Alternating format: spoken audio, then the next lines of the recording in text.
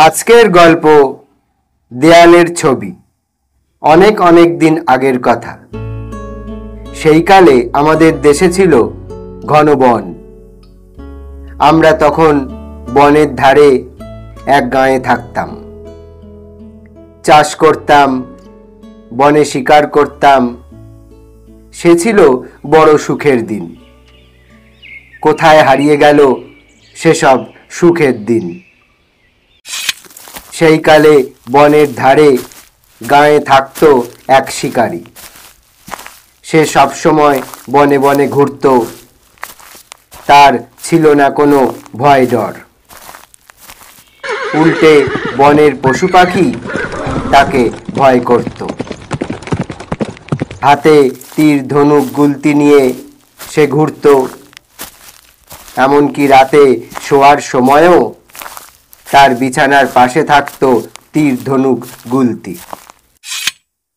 সকালে গাঁয়ের ঘর থেকে বেরিয়ে যায় সে। আঁধার হওয়ার আগে পর্যন্ত বনে বনে ঘোরে, গাছের ফল খায়, পাখি শিকার করে বনেই রান্না করে খায়। বড় আনন্দে থাকে সে। এমনই করে একদিন এক বাঘের সঙ্গে তার দেখা হলো। দুজনেই খুশি। অনেকক্ষণ কথাবার্তা হলো। দুজনেই খুব বন্ধু হয়ে গেল। প্রায় প্রতিদিনই দেখা হয়। খুব ভাব দুজনের। একদিন শিকারী বলল, বন্ধু, অনেক দিন হয়ে গেল, দুজনেই খুব বন্ধু হয়ে গেলাম।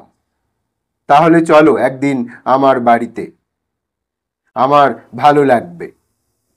আর এমন কি, যাওয়াই যায়। চলো এখনই যাই। বন্ধুর বাড়ি যাব, তাতে আবার আপত্তি কি? দুজনে রওনা দিল বনের পথে।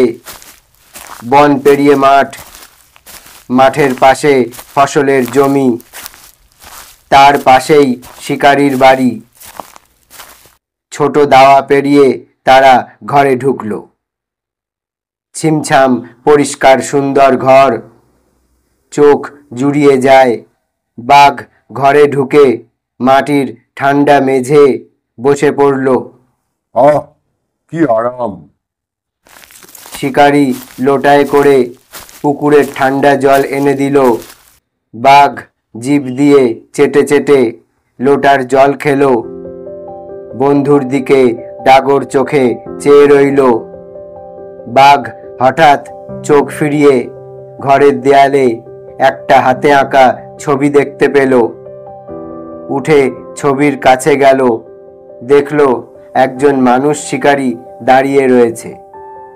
তার হাতে তীর ধনুক আর মাটিতে শুয়ে রয়েছে একটা বাঘ। শিকারী বড় বড় চোখে তাকিয়ে রয়েছে, যেন মনে হচ্ছে বিরাট কোনো কাজ করেছে। শিকারী খুব মজা পেয়েছে। আমার ঠাকুরদা মস্ত শিকারী ছিলেন। দেখো তিনি কেমন বিশাল বাঘ মেরে পায়ের তলায় রেখে দিয়েছেন। ঠাকুরদা বাঘ নেগড়ে চিতা কাউকে ভয় পেতেন না। মস্ত শিকারী ছিলেন। আমার বাবাও মস্ত শিকারী ছিলেন। আমিও তাই। ছবিটা এঁকেছে কে? আমার বাবা এঁকেছেন। তিনি শুধু মস্ত শিকারী ছিলেন না, খুব ভালো আঁকতেও পারতেন। হ্যাঁ, সে তো দেখতেই পাচ্ছি। তা এটা কি মানুষের আঁকা? কি যে বলো বন্ধু, আমার বাবা তো মানুষই ছিলেন। আমার বাবা, তিনি মানুষ ছাড়া আর কি হবেন? ছবিটা যদি কোনো বাঘ আঁকতো তাহলে অন্যরকম হতো। বন্ধুরা, আজকের গল্পটি এখানে শেষ হলো। গল্পটি শুনে ভালো লাগলে ভিডিওটিতে একটি লাইক, শেয়ার এবং কমেন্ট করে দেবে। এরকম গল্প শুনতে গল্পবাই চ্যানেলটি সাবস্ক্রাইব করে অল বাটনে ক্লিক করতে ভুলবে না। ধন্যবাদ।